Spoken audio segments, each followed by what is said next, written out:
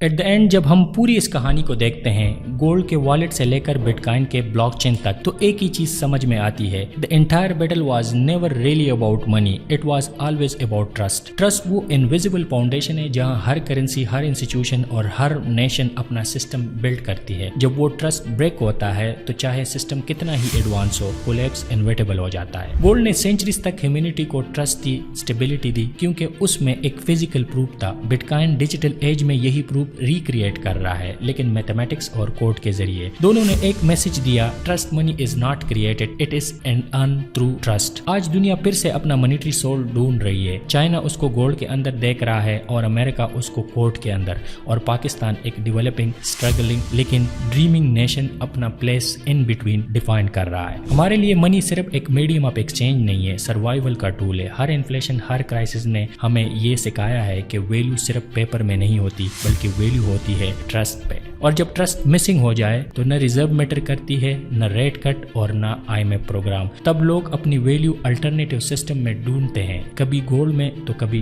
Crypto में। शायद इसलिए पाकिस्तान की यूथ बिटकॉइन और क्रिप्टो में अपना पोटेंशियल देखती है, not just as investment but as a hope. एक सिस्टम जहां उनका पैसा, उनकी मेहनत और उनका फ्यूचर किसी और के डिसीजन पे डिपेंड न करे। यही रीजन है कि मॉडर्न फाइनेंस में डिसेंट्रलाइजेशन एक आइडियोलॉजी बन चुकी है, क्योंकि लोग चाहते हैं कि उनका ट्रस्ट किसी डॉक्यूमेंट या सिग्नेचर पे नहीं, बल्कि एक ट्रांसपेरेंट कोड के ऊपर बेस करे। एक सिस्टम जहां हर ट्रांजैक्शन वेरीफाई हो सकते हैं और उसे कोई मैनिपुलेट नहीं कर सके। लेकिन इसका मतलब ये भी नहीं है कि स्टेट इररिलेवेंट हो जाएंगे। टेक्नोलॉजी कभी भी गवर्नमेंट को रिप्लेस नहीं करती, वो उन्हें इवॉल्व करती है, और जो नेशन इवॉल्व नहीं करते, सिर्फ वो नेशन फेड आउट हो जाते हैं। और आज पाकिस्तान के लिए चॉइस सिंपल है, हम गोल्ड और डिजिटल सिस्टम के बीच डिवाइड होकर सर्वाइव कर सकते हैं। ये दोनों को मर्ज करके हम एक नया हाइब्रिड मॉडल क्रिएट कर सकते हैं। एक मॉडल जहां गोल्ड स्टेबिलिटी दे, ब्लॉकचेन ट्रांसपेरेंसी दे और लोग उस पर ट्रस्ट करें। अब जरा सोचिए, अगर हम अपना मॉनेटरी फ्रेमवर्क ट्रस्ट के ऊपर बिल्ड कर ले तो हमारा फ्यूचर सिर्फ सर्वाइव नहीं करेगा बल्कि थ्राइव करेगा। और शायद इसी को कहते हैं the new Britain would movement. लेकिन इस दफा ये मूवमेंट किसी वाशिंगटन या लंदन में नहीं लिखा जा रहा, बल्कि दुनिया के एक डेवलपिंग कैपिटल जैसे इस्लामाबाद, रियाद, मुंबई और बीजिंग में क्वाइटली अनफोल्ड हो रहा है। यही वो साइलेंट रिवॉल्यूशन है जहां ईस्ट और वेस्ट के नैरेटिव मर्ज हो रहे हैं, जहां money no longer belong to super power